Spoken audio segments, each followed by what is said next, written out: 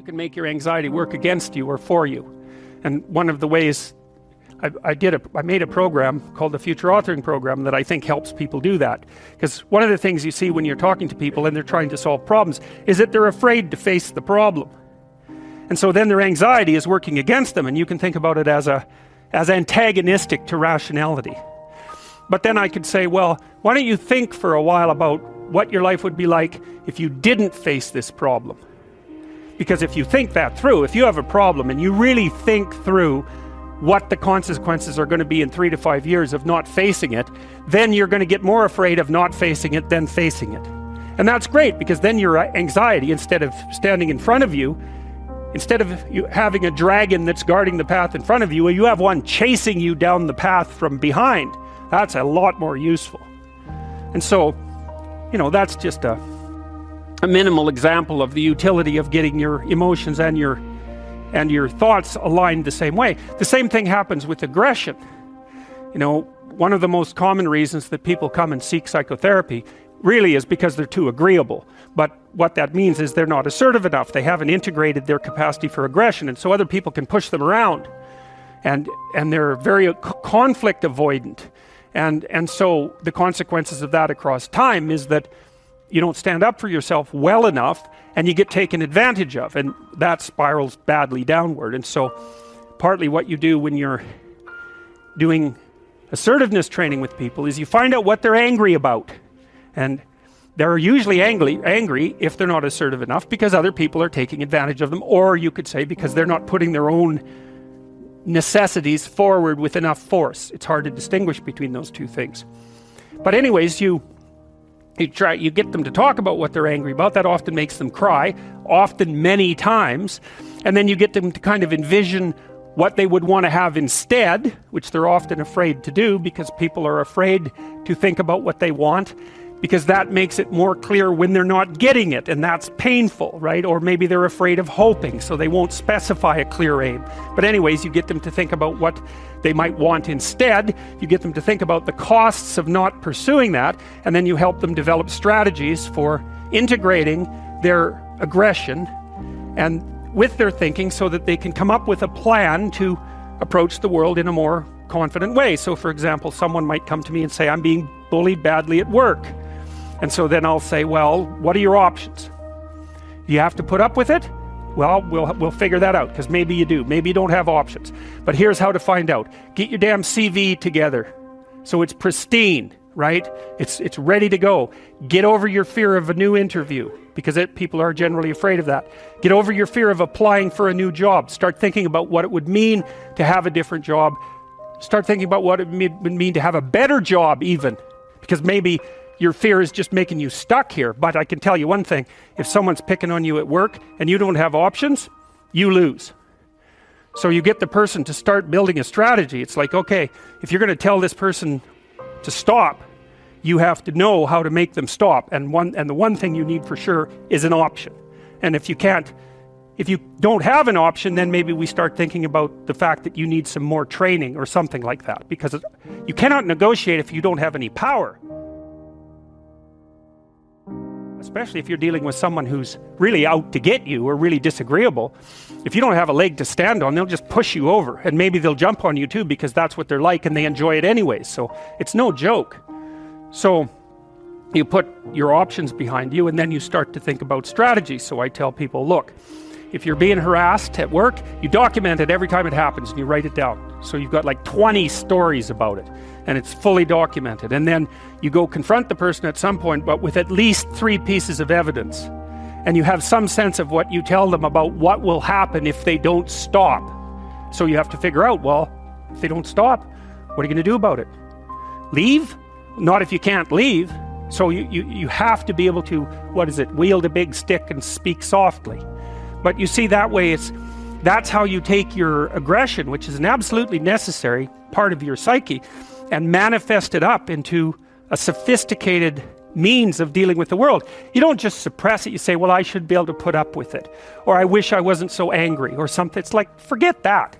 That's all that'll happen is your blood pressure will stay high and you'll die of a heart attack, because anger, for example, is a very toxic emotion. And it does cause heart damage over time. It's the only emotion that we really know that's been linked to things like cardiovascular risk. And anger is toxic because it's like you're driving a car, you're stepping on the gas and pushing on the brake at the same time, because anger tells you to run away and to attack at the same time, because you don't know what's going to happen. And so it really amps up the physiological demand on your body. And so if you including your heart and your musculature. So if you stay like that for like 10 years, you're going to age 20 years. And that's a bad plan. So you take your underground emotions and you integrate them into a sophisticated reality. Now, Jung said, so first of all, you unite your mind, your thinking, let's say, with your emotions. So that makes one thing instead of two fighting things. Okay, that's a good one. And then the next conjunction he talked about was, it isn't enough to unite your mind and your emotions. And he thought about that as a male-female pairing symbolically. That's how it would manifest itself sometimes in dreams. So you take the masculine element and the feminine element, the thinking and the emotion, unite those, and that makes you more like one thing. Okay, and now all of a sudden that's represented as symbolically male, that one thing, and it unites with something else that's now represented symbolically female. That's the body. So you take the mind emotion integration and integrate that in your body. So what does that mean? You act it out instead of just thinking. So there's this philosophical idea called now I'm going to forget what it's called. It's a contradiction in action. There's actually a technical term for it. But that's when you think and believe something, but you don't act it out. And so that means there's a dissociation in you somehow between your abstract representations and what you manifest in action. Well, that's another form of discontinuity that isn't doing you any good. The driver's going one way and the car's going the other, and you won't even be able to understand yourself if you do that. But even more, you're not putting your principles into practice, so you're dissociated, your being is dissociated. So once you get your mind and your emotions working together, then the next thing to do is to act that out consistently. So that was the second conjunction as far as Jung was concerned. And then the third one was, this is the tough one, and this is the one that's related to phenomenology. You erase the distinction between yourself and the world. Okay, that's a tough one. So imagine you're dealing with someone who's hoarding.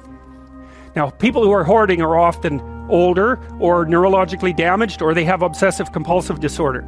But then you walk into their house and there's like 10,000 things in their house. There's maybe 100 boxes, and you open up a box, and in the box there's some pens and some old passports and some checks and their collection of silver dollars and some hypodermic needles and some dust and a dead mouse and there's boxes and boxes and boxes like that in the house. It's absolute chaos in there.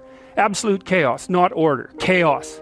And then you think, is that their house or is that their being? Is that their mind? And the answer is, there's no difference. There's no difference. So, I could say, well, if you want to organize your psyche, you could start by organizing your room. If that would be easier, because maybe you're a more concrete person and you need something concrete to do.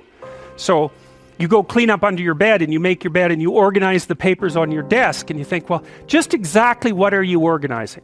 Are you organizing the objective world, or are you objecting your field, or are you organizing your field of being, like your field of total experience? And Jung believed that, and I think there's a Buddhist doctrine that's sort of nested in there, that at the highest level of psychological integration, there's no difference between you and what you experience. Now you think, well, I can't control everything I experience, but that's no objection, because you can't control yourself anyway. So the mere fact that you can't extend control over everything you experience is no argument against the idea that you should still treat that as an extension of yourself. So you could say, well, let's say you have a long-standing feud with your brother. Well, is that a psychological problem? Is that him? Is it a problem in the objective world, or is it a problem in your field of being? And it's very useful to think that way, because you might ask, what could you do to improve yourself? Well, let's step one step backwards. The first question might be, why should you even bother improving yourself? And I think the answer to that is something like, so you don't suffer any more stupidly than you have to.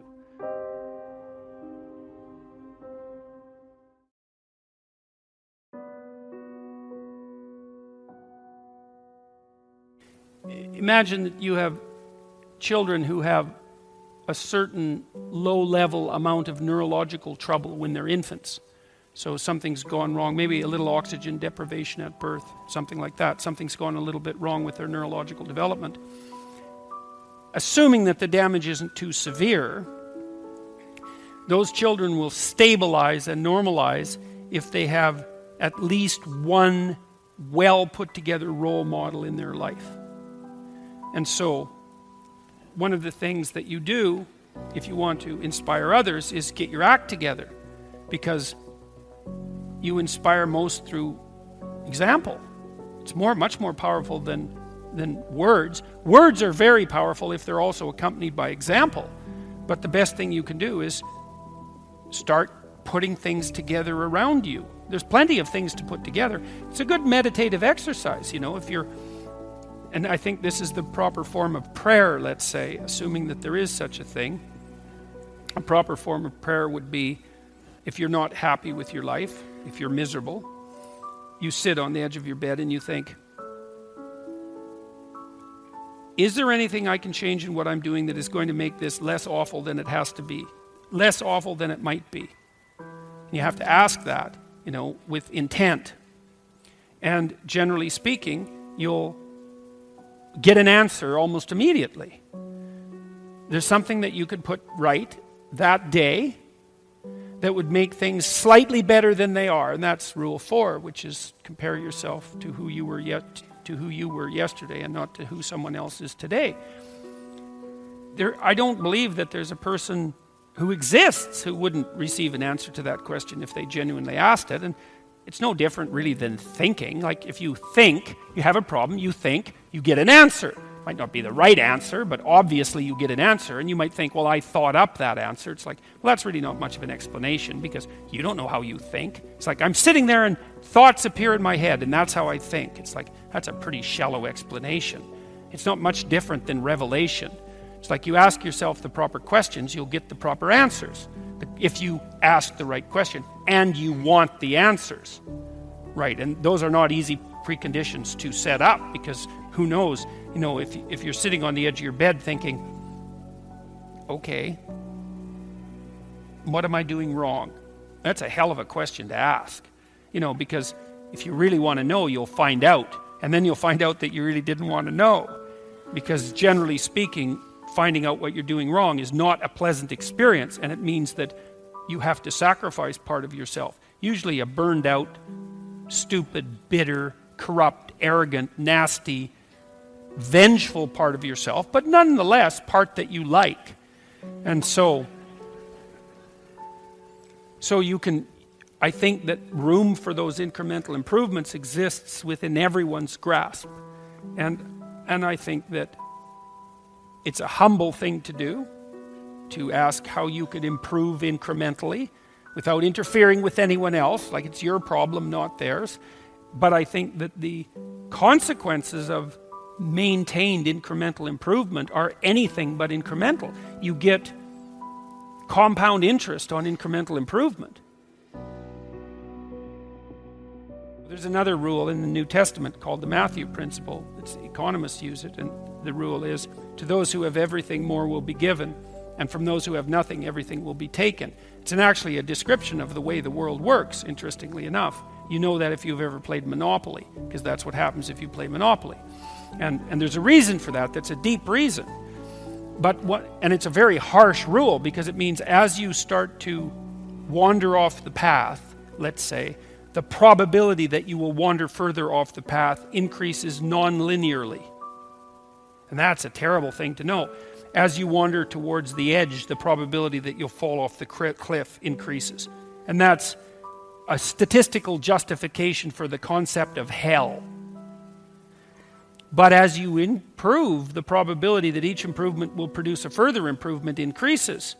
And so perhaps the downside is the cataclysmic catastrophe that you can engage upon if you reproduce your moral failings, but the upside is that each improvement produces an increment in the probability of the next improvement.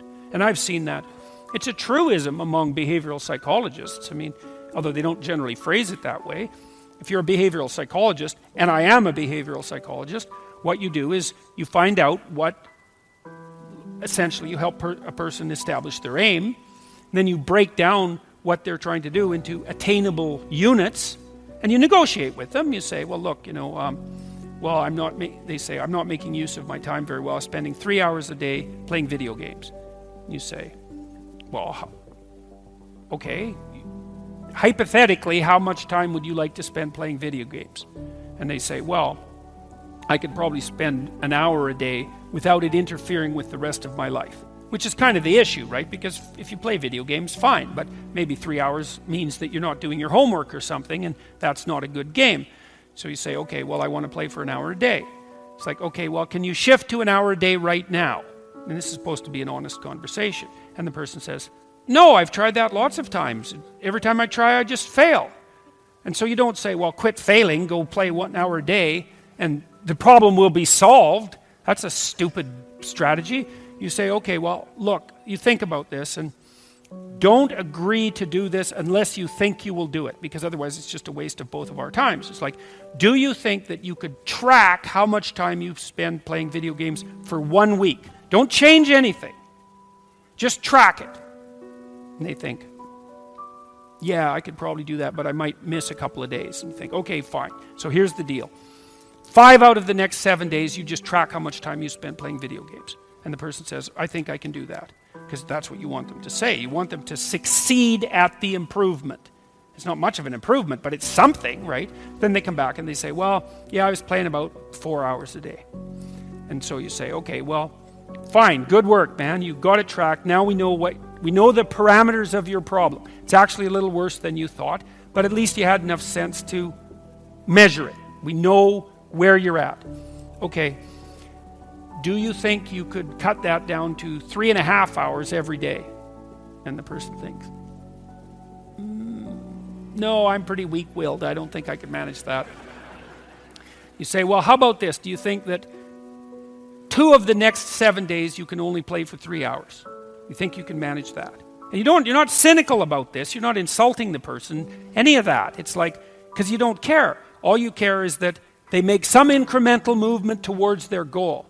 And the person thinks about that, if they have any sense, and they take their weakness into account, and they think, I think I could probably do that. And then they come back the next week, and they say, I managed to spend 3 hours a day playing video games for 3 days, and the rest were 4 hours. And you say, good work, man. You've just got rid of 25%. 12.5% of your problem. You're 1/8 of the way to fixing it in 1 week. And the person isn't going to be all that thrilled with themselves because they don't do the arithmetic and they don't do the projection. They think, well, I'm still pretty damn useless. I'm playing 25 hours worth of video games a week. It's nothing to pat myself on the back for. It's like, yes, it is. It's a marked, measurable improvement, and it's a move in the right direction. And then you also tell the person, look, the other thing you got to understand is you're not going to improve like this. You're going to improve like this. So some weeks you're going to come back and say, geez, I backslid completely and I played for 4 hours a day for 7 days. But it doesn't matter, because that doesn't mean you failed. It just means that you slid back. You want to calculate it over a month or something like that. And, generally speaking, a month later, the person's down to something like 2 hours a day. And you've figured out ways of filling their time in with something productive otherwise, and they're on their way. And the general consequence of that is that every time they manage an accomplishment, they get a little stronger in character, they get a little bit more confident in their ability, they get a little bit less racked with self-disgust, they get a little bit more hopeful about the future, and they get more confident that they can make another change. And if you're patient, and you have to be patient with yourself that way, it's like you reward those incremental improvements and you don't get all cynical about them. And you think, okay, just imagine what would happen if you kept doing that every week for 10 years. And the answer to that is, things would be so much better for you that you can't even imagine it with that much improvement. Or maybe even with half that much improvement. And so that's a very good way of progressing.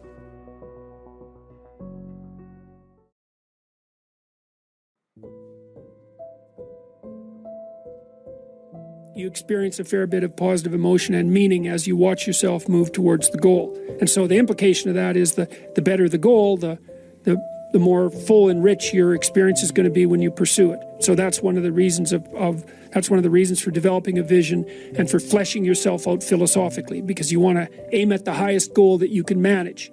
Okay, so you do that, and then what you'll find is that as you move towards the goal, there are certain things that you have to accomplish that frighten you.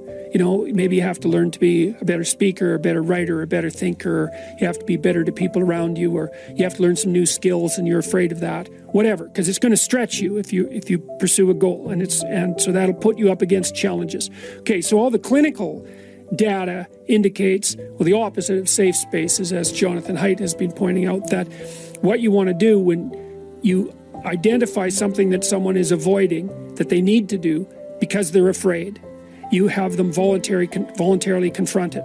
And so you break it down. What you try to do, if you're a behavior therapist, is you break down the thing they're avoiding into smaller and smaller pieces until you find a piece that's small enough so they'll do it. And it doesn't really matter as long as they start it. You know, then they can put the next piece on and the next piece. And what happens is they don't get less afraid exactly. They get braver. They get. It's like there's more of them. And here's why. So imagine you do something new, and that's informative, right? There's information in the action, and then you can incorporate that information and turn it into a skill and turn it into a transformation of your perceptions. So there's more to you because you've tried something new. So that's one thing. But the second thing is, and there's good biological evidence for this now, that if you put yourself in a new situation, then new genes code for new proteins and build new neural structures and new nervous system structures. Same thing happens to some degree when you work out, right? Because your muscles are responding to the load, but your nervous system does that too. So you imagine that there's a lot of potential you locked in your genetic code. And then if you put yourself in a new situation, then the stress, that's the situational stress that's produced by that particular situation, unlocks those genes and then builds new parts of you. And so that's very cool, because who knows how much there is locked inside of you. Okay, so now here's the idea. So let's assume that scales as you take on heavier and heavier loads. That more and more of you get more and more informed because you're doing more and more difficult things, but more and more of you gets unlocked. And so then what that would imply is that if you got to the point where you could look at the darkest things, so that would be the abyss, right? That would be the deepest abyss. If you could look at the harshest things, like the most brutal parts of the suffering of the world and the malevolence of people and society, if you could look at that straight and directly, that would turn you on maximally. And so that's the idea of rescuing your father, because imagine that you're like the potential composite of all the ancestral wisdom that's locked inside of you biologically. But that's not going to come out at all unless you stress yourself, unless you challenge yourself. If you ask people what they regret, especially as they get older, what they generally report is things not done. So they don't regret so much mistakes they've made, although of course people obviously regret mistakes they've made as well. So they don't exactly regret sins of commission, right? Errors that they've actively made. They torment themselves for opportunities that had presented themselves that they did not, let's say, exploit or engage in. And I think that's worth thinking about too, because one thing that I have become convinced about with regards to human consciousness, which I think is equivalent to the spark of divinity in some sense that our fundamental stories insist has been placed within us, is that human consciousness is that faculty that confronts potential itself. I think there's good neurological evidence for this, by the way, for those of you who are scientifically minded, because we build circuits within us for habitual action that we've practiced many times that seem to run in a very deterministic fashion. and we are a strange combination of deterministic and non-deterministic as far as I can tell, but what our consciousness seems to be for is to encounter those things that we have not yet encountered. And those things that we have not yet encountered seem to me to be those things that have not yet been brought into being. And so you could say that what our consciousness is for the encounter with potential.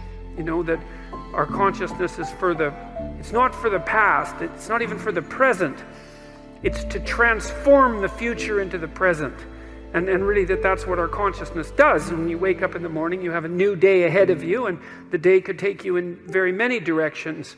And the weeks and the years, all of that can take you in very many directions. And you have some apprehension about what those directions might be.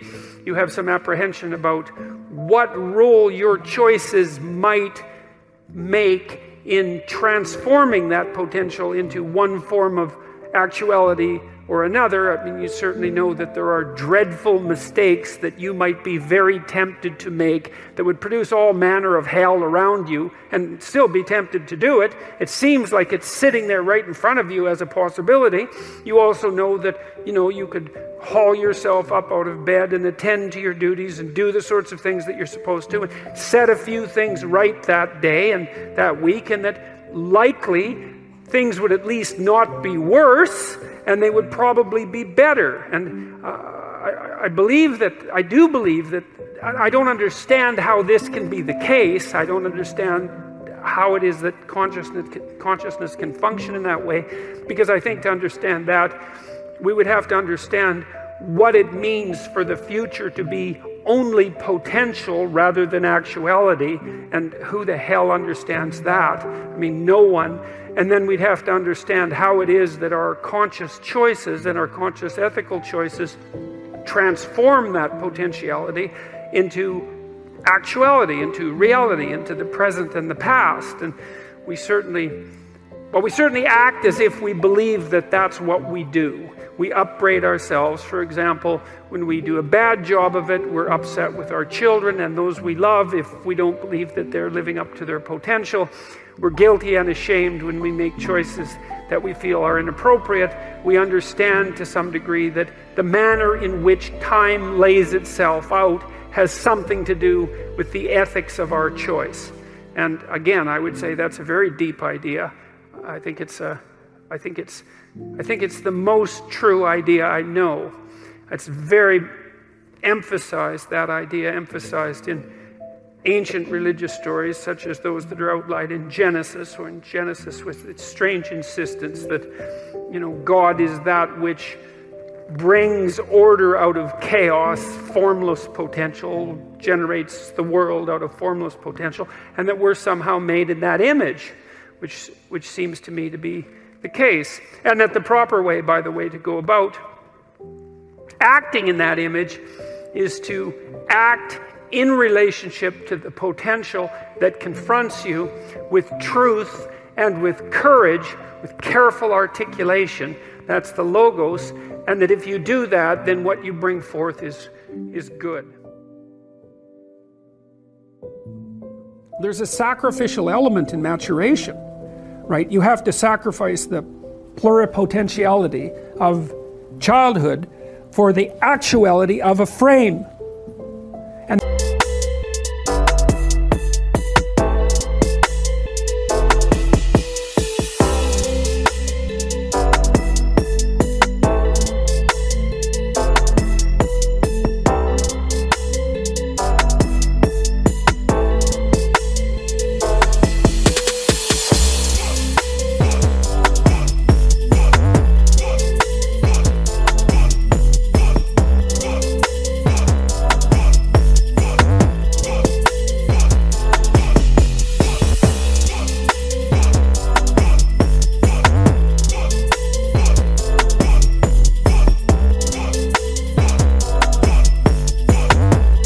the question is, well, why would you do that? Well, one reason is it happens to you whether you do it or not. You can either choose your damn limitation, or you can let it take you unaware when you're 30, or even worse when you're 40. And then that is not a happy day. I see people like this, and I think it's more and more common in our culture because people can put off maturity without suffering an immediate penalty. But all that happens is the penalty accrues, and then when it finally hits, it just wallops you, because when you're 25, you can be an idiot. It's no problem. Even when you're out in a job search, it's like, well, you don't have any experience and you're kind of clueless. It's yeah, you're young, it's no problem. That's what young people are like, but they're full of potential. Okay, well, now you're the same person at 30. It's like people aren't so thrilled about you at that point. It's like, what the hell have you been doing for the last 10 years? Well, I'm just as clueless as I was when I was 22. It's, yeah, but you're not 22. You're an old infant, right? And that's an ugly thing, an old infant. So, part of the reason you choose your damn sacrifice, because the sacrifice is inevitable. But at least you get to choose it. And then there's something that's even more complex than that in some sense, is that the problem with being a child is that all you are is potential, and it's really low resolution. You could be anything, but you're not anything. So then you go and you adopt an apprenticeship, roughly speaking, and then you become something. And when you're something, that makes the world open up to you again. Yep. Sacrifice. We'll talk more about that too. You get to pick your damn sacrifice. That's all. You don't get to not make one.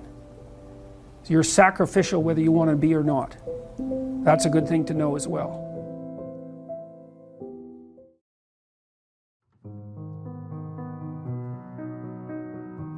One of the things I talk about in 12 Rules for Life, and in my lectures, this has become a meme, strangely enough, something that's widely distributed on the web, partly because there's a comical element to it. It's to clean up your room. And everyone laughs about that because I'm taking that seriously. It's like, well, clean up your room. Everyone's mother has told them that 1,000 times, right? But I try to explain why. It's like, well, you have a bit of chaotic potential right in front of you.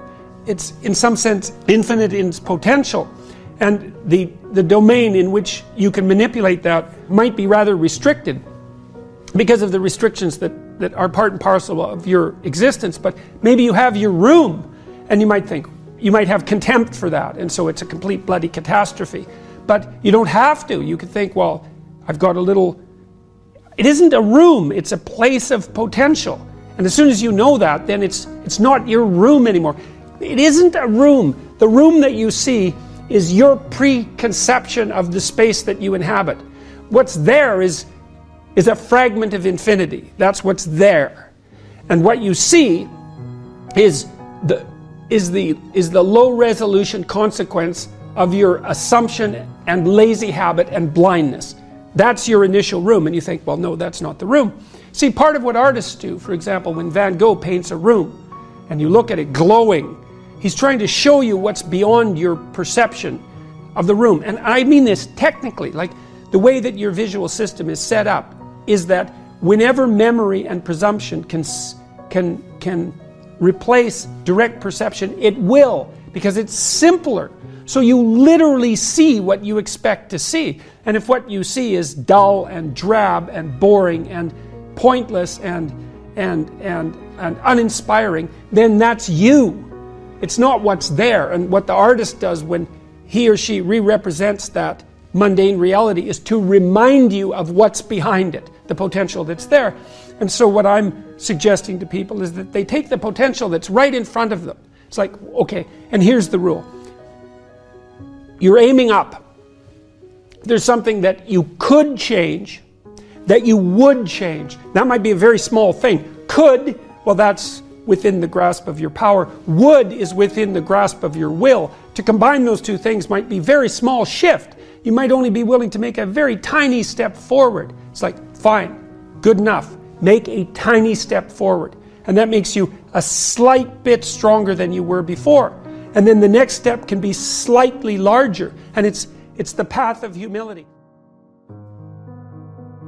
You see, the thing about cleaning up your room, this is also something I learned from Carl Jung and his studies on alchemy, because for Jung, when the alchemist was attempting to make the philosopher's stone, he was not only engaged in the transformation of the material world, but he was engaged in a process of self-transformation that occurred at the same time as the chemical as the chemical transformation. So it's a psychological work in some sense. Let's say you want to sort out your room and beautify it, because the beauty is also important. And let's say that all you have is just a little room, like you're not rich, you're poor. And you don't have any power, that's another thing. But you've got your damn room, and you've got this space right in front of you, that's a part of the cosmos that you can come to grips with. And you might think, well, what's there in front of you, right in front of you?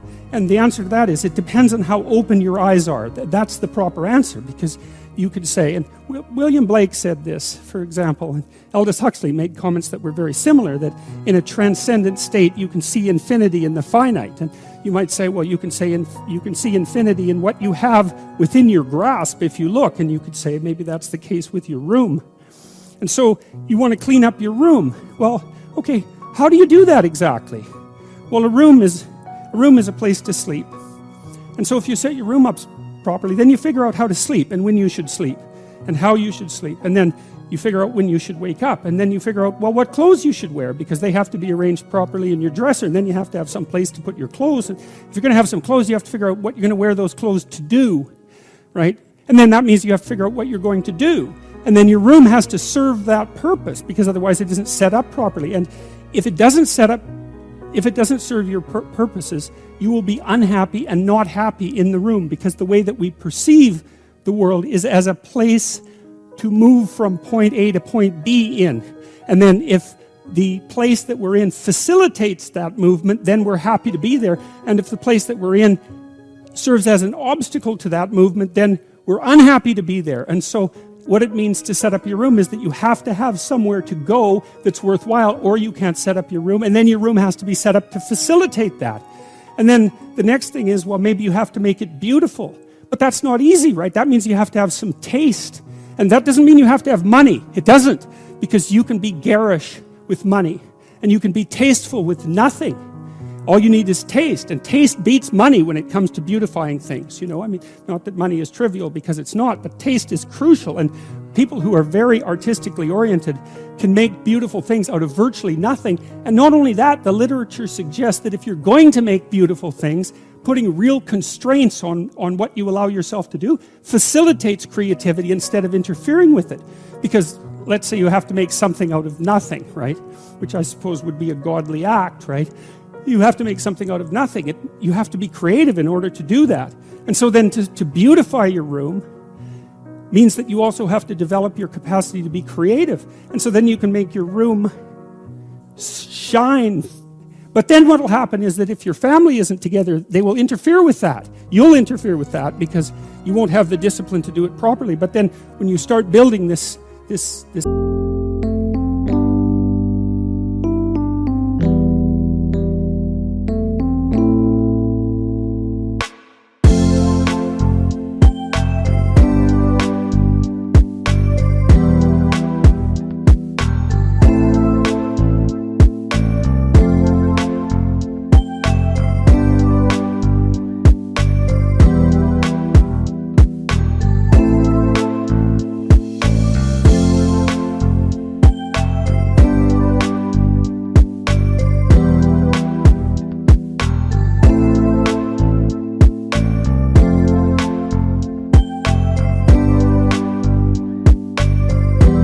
little microcosm of perfection with what you have at hand, then it'll evoke all the pathologies of everyone in your household. They'll wonder what the hell you're up to in there.